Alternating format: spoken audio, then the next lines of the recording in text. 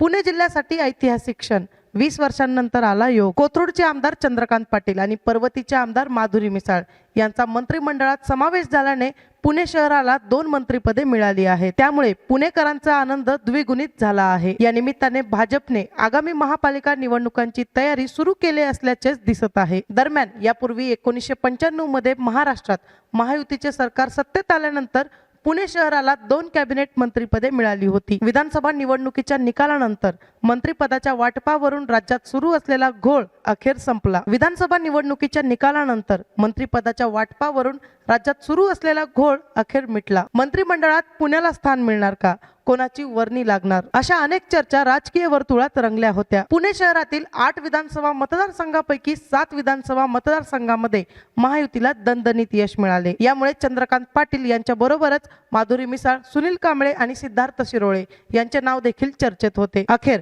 चंद्रकांत पाटील आणि माधुरी मिसाळ यांच्या नावावर पक्षाने शिक्कामोर्तब केला आहे। नवीन वर्षात पुणे व पिंपरी चिंचवड महापालिका आणि पुणे जिल्हा परिषदेची निवडणूक होत आहे। पुणे शहर व जिल्ह्याला मंत्रिमंडळात झुकते माप देऊन महायुतीने आगामी निवडणुकांची तयारी सुरू केली असल्याचे स्पष्ट झाले आहे। चंद्रकांत पाटील आणि माधुरी मिसाळ यांच्या रूपाने राज्यात 2 मंत्रिपदे, तर मुरलीधर मोहोळ यांच्या रूपाने केंद्रात राज्यमंत्रीपद असल्याने पुणे शहराचे प्रलंबित प्रश्न लवकरात लवकर मार्गी लागतील अशी अपेक्षा पुणेकरांकडून व्यक्त केली जात आहे। यावर आपली प्रतिक्रिया काय ते कमेंट बॉक्समध्ये नक्की सांगा आणि अशाच प्रकारच्या ताज्या राजकीय घडामोडी पाहण्यासाठी आपल्या बातमी टीव्ही या YouTube चॅनलला लाईक, शेअर आणि सबस्क्राईब नक्की करा। धन्यवाद।